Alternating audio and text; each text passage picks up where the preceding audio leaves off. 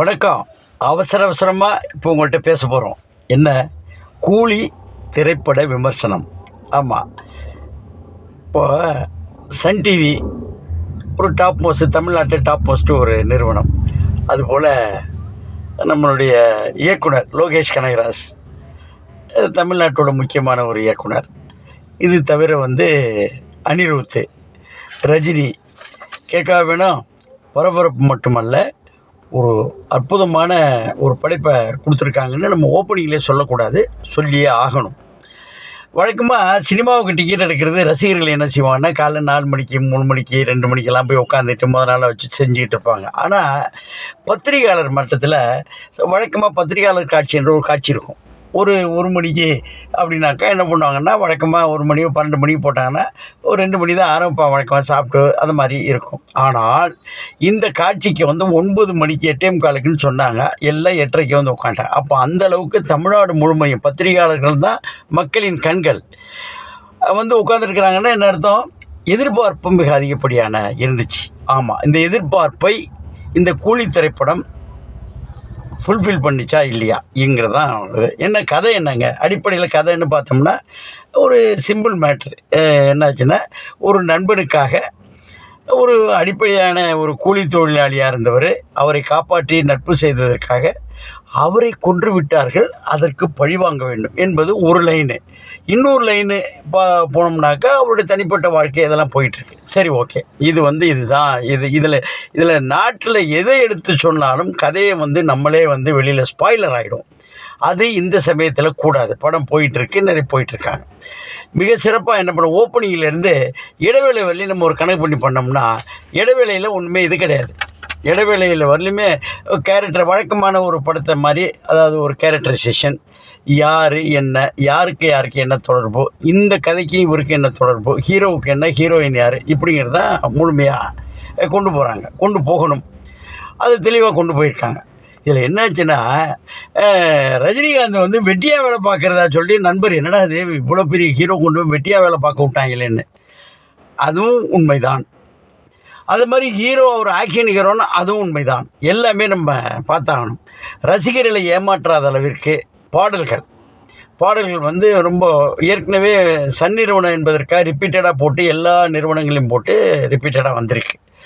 இதில் அன்பறிவு, இந்த மாதிரி ஆக்ஷன், அந்த மாதிரி சில விஷயங்கள் பார்க்கும்பொழுது அவர் ரஜினியோட வயது, அனுபவம், அவர் ஸ்டைலும் மாறாத அளவுக்கு ப்ரெசன்டேஷன் கொடுத்துருக்காங்க. ஒன்று.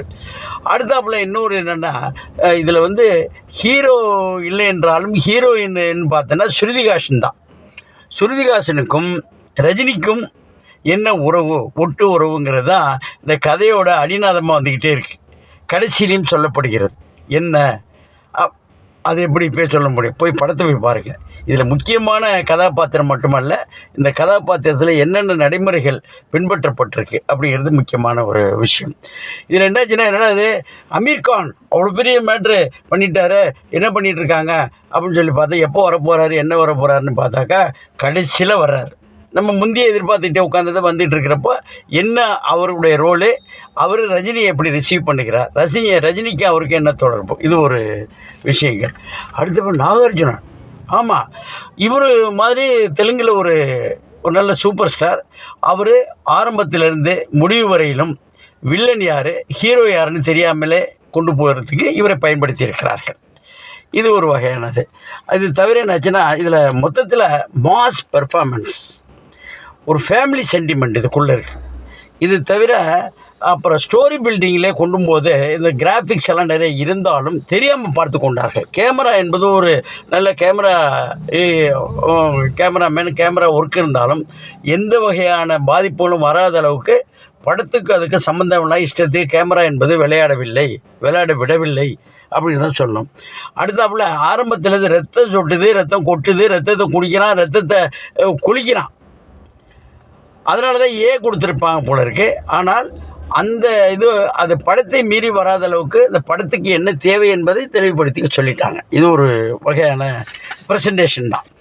அப்புறம் அடுத்தாப்புல என்ன, விஎஃப்எக்ஸ் எல்லாம் நல்ல செய்யப்பட்டாலும் படத்தை தாண்டி போகாத அளவுக்கு பார்த்து கொண்டிருக்கிறார்கள்.